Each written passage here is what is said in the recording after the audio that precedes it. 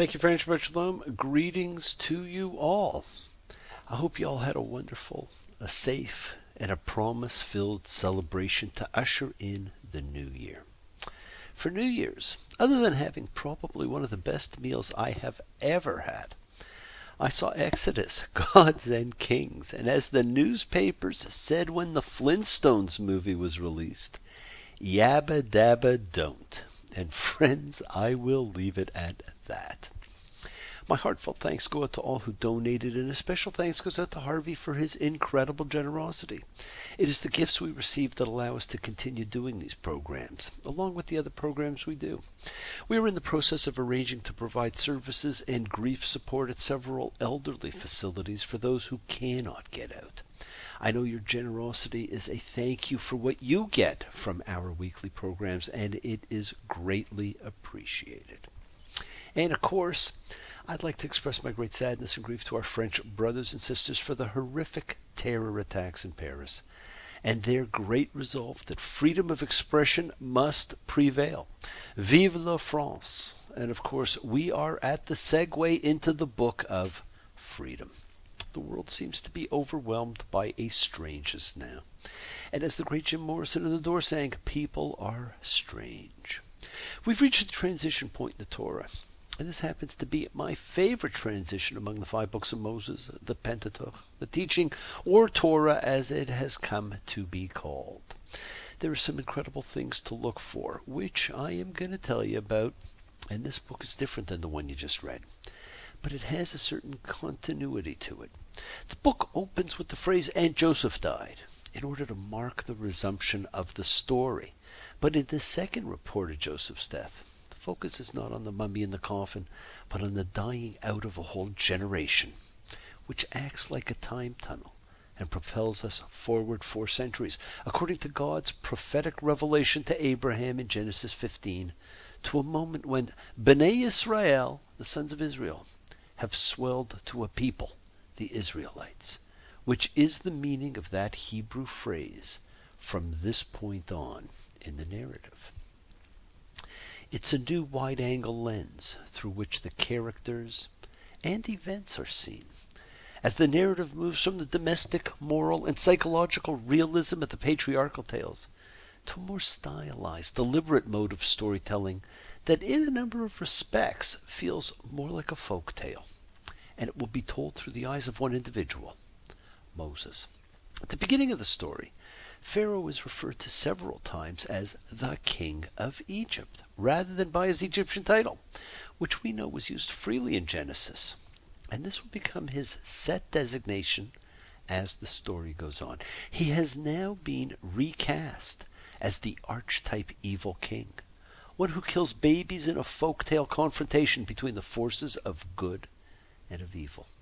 And friends, you will notice other folktale elements evident as the story takes form. The many thousands of childbearing Hebrew women are attended to in the charming simplicity of a folktale by just 2 virtuous midwives. The future hero is threatened with death by the evil king and is saved by being hidden and then rescued. The betrothal scene of the young woman encountered at the well in a foreign land, which in the instances of Rebecca and of Rachel was filled with intimations of the character and the future relationship of the 2 people involved, here has undergone a certain stylization. Aspect of Moses' subsequent career as national leader are foreshadowed, but there are no indications about his future relationship with Zipporah, and her character is not in the least developed. Indeed, it is only here that the young woman at the well is multiplied into 7 young women, Zipporah and her 6 sisters, a move that diminishes her individually while recasting the encounter between the future spouses as a meeting between 1 man and 7 maidens, according to the sacred formulaic number. Friends, note that the general rule in Exodus, and again in Numbers when the story continues, is that what is of interest about the character of Moses is what bears on his qualities as a leader. His impassioned sense of justice, his easily ignited temper, his selfless compassion, and his feelings of personal inadequacy.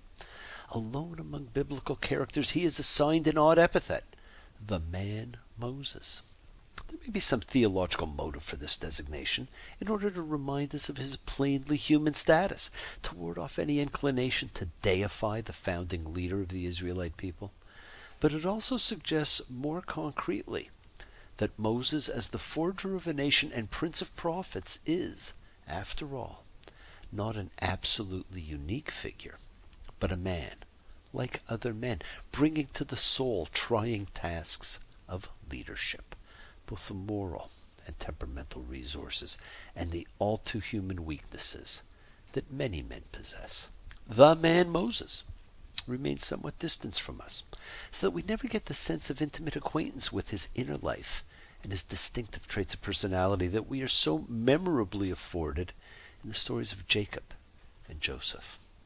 And friends, there's a correlation between the distancing of the central character and the distancing of the figure of God in Exodus. God in Genesis, as one detects in the garden story, as one can see quite clearly in his encounter with Abraham, walks about the earth looking very much like a man, indeed being easily mistaken for a man, until he chooses to reveal his identity, and at some points engaging a human being in what is clearly represented as face-to-face conversation. You will not see that here, but he will introduce himself to the world. Welcome to Shemot, the names, a.k.a. the book of Exodus. As the Zombies' great song Time of the Season went, what's your name? Who's your daddy? This, my friends, is the book of names, and we are fascinated by names. What's your name, little girl? What's your name? Or perhaps, I call your name, but you're not there. Was I to blame for being unfair? God in Exodus has become essentially unseeable, overpowering, and brilliantly shining.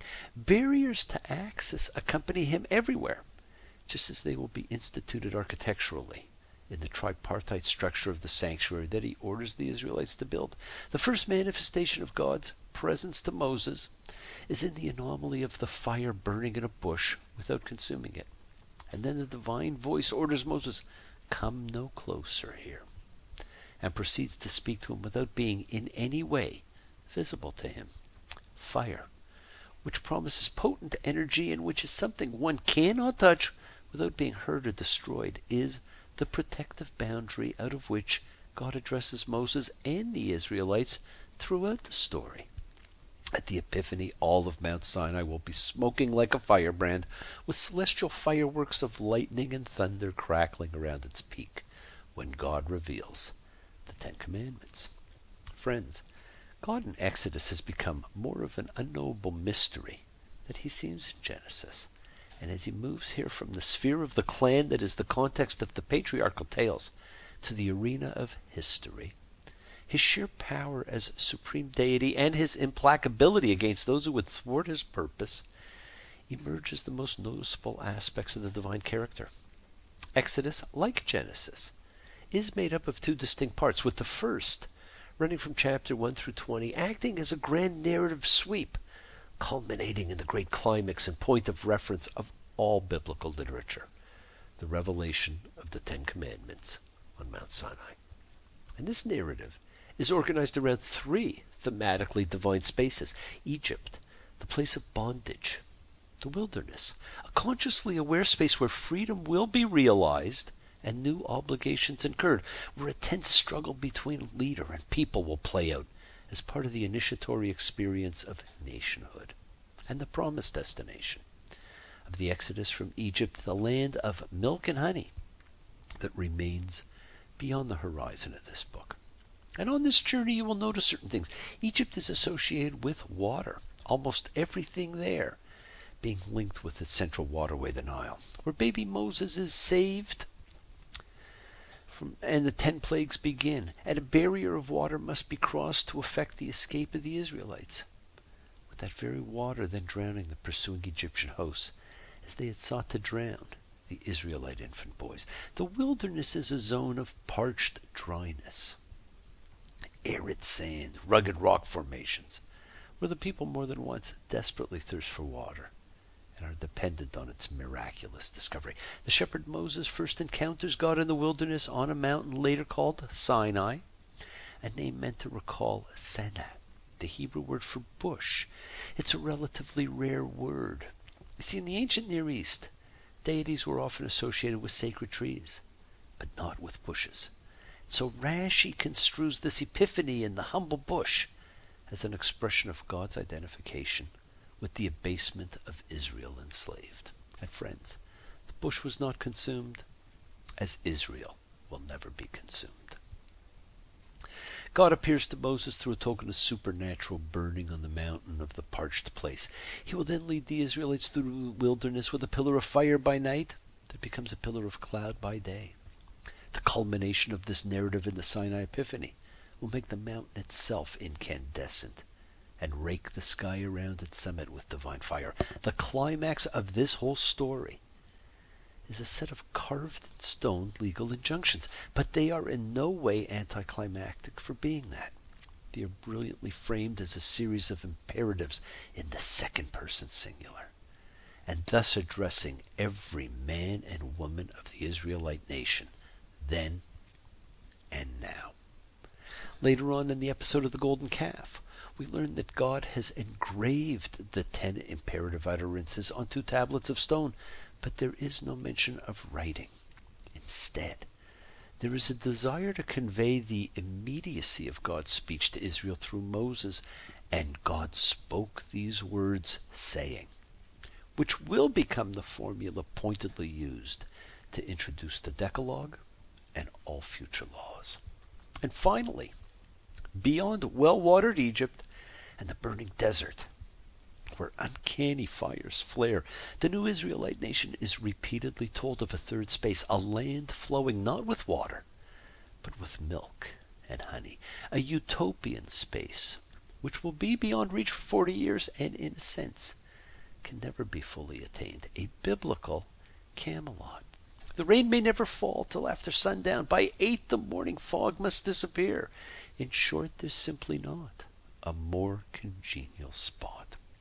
Friends, it is the second large unit of Exodus that causes perplexity for a good many modern readers. After the riveting narrative of liberation and revelation, the second half of the book, with the exception of the Golden Calf story, is devoted to legal material. First, a code of criminal and tort law with some ritual injunctions at the end, often referred to by scholars as the Book of the Covenant. And then the elaborate instructions for the building of the tabernacle, instructions that will be carried out word for word.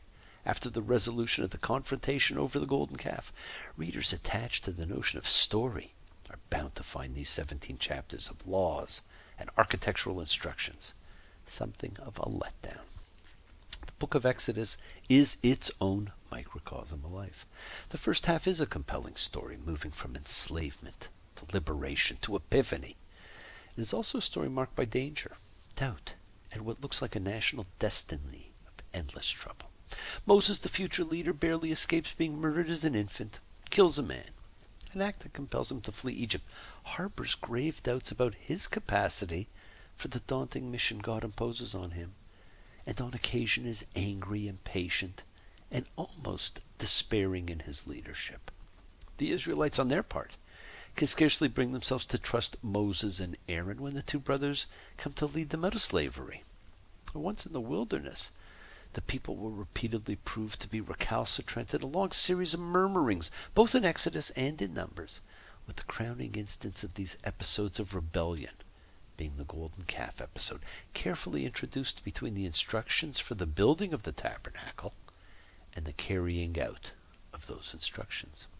The tabernacle itself acts as a metaphor of perfectly orchestrated harmony, enacted through the meticulous crafts of architecture, weaving, dyeing, wood carving, metalwork, and implementation by human artisans following divine directives for use in a realm of ordered ritual.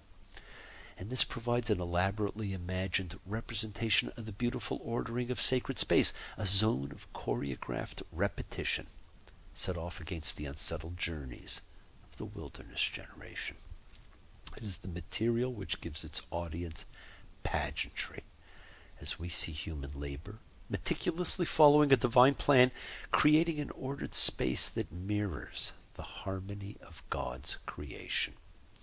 You will notice no pharaohs are named in the book of names. In fact, you will notice an absence of or confusion of names in the book of names. Friends, the absence of identifiable pharaohs in the Torah gives the narrative a non-historic reality. And that's contrary to the manifest aim of the Torah, to present history.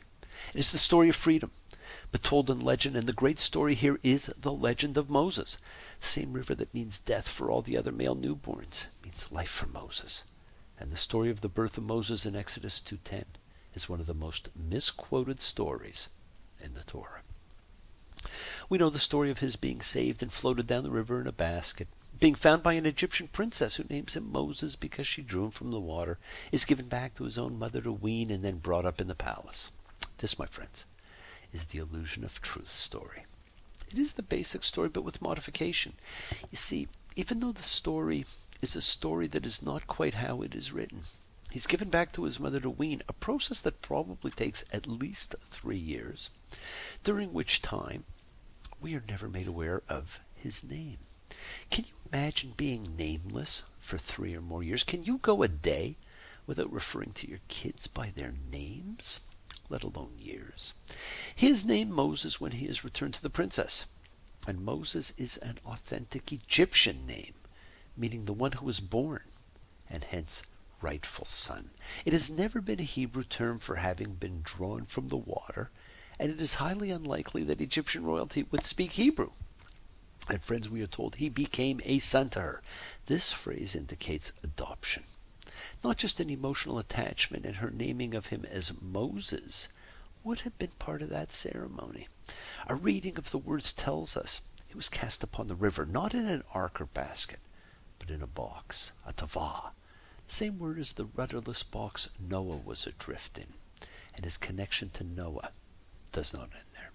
The baby in the basket story is the story of Sargon the Great, a story that people would have been all too familiar with. Literature is filled with this story, and traditionally, the child is born of nobility and comes to be raised by a commoner, grows up and arrives back in his rightful place in a royal house. In our time, the story of Kal-El being sent from Krypton is not that dissimilar.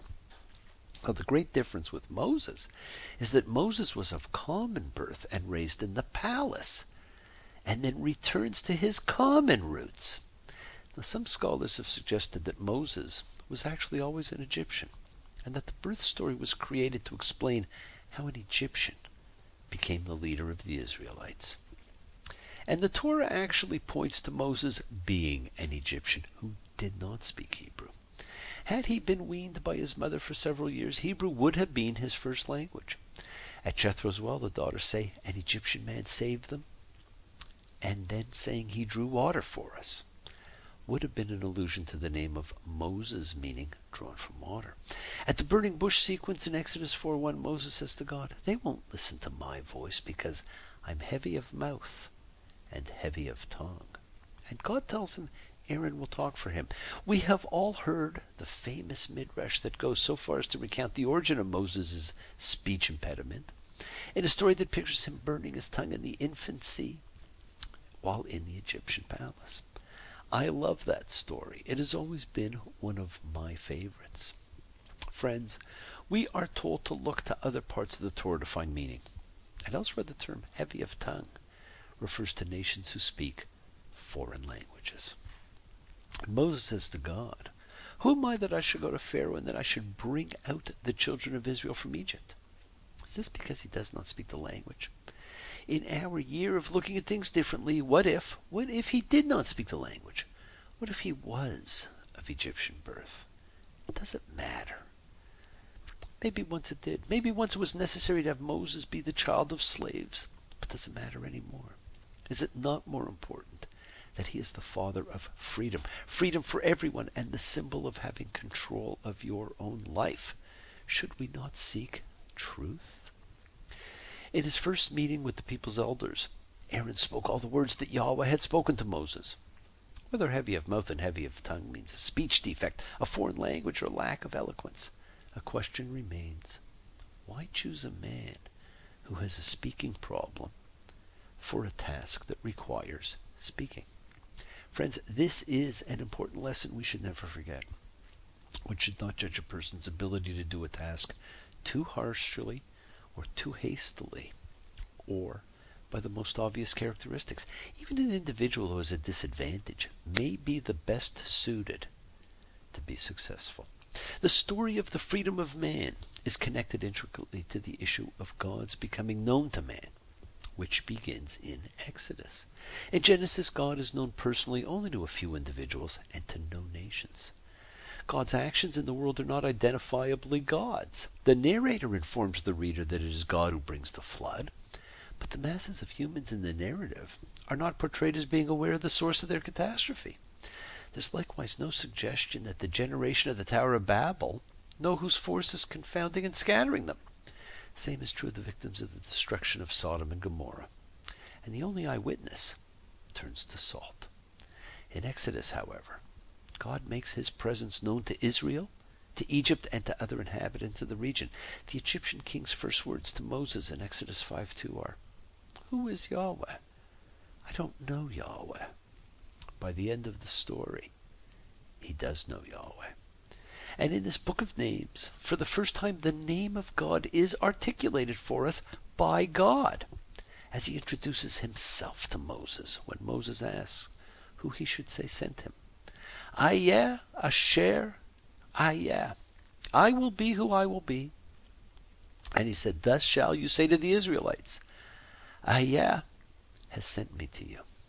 This is my name forever, and this is how I am to be remembered for generation after generation. What you cannot tell in reading this in translation, my friends, is this is said in the first person. Ayeh. And subsequently it will forever be in the third person, Yahweh, as a verb, which means he causes to be. And friends, this in turn would make the name fit a common pattern for male names in the third person masculine singular. Yitzhak, Isaac, he will laugh. Yaakov, Jacob, he will protect, or he will grab the heel. Yiptah, Jephthah, he will open, and others. And as we know, my friends, the name of God is a name never said, and there is a power in not saying the name. Just ask J.K. Rowling. Sit back as we begin the journey to freedom, where the man of water meets the God of flame. Thank you all for joining me. Love you all. Live free, be free, and honor your freedom. Be well, be happy, and be blessed. Share and honor the light and shine on brightly. Continue to have a wonderful new year, and continue to live a life of peace and harmony. Thank you. See you all the next time. And as the B-side of the final Beatles single said, you know my name. Look up the number. Bless you all. Shabbat Shalom.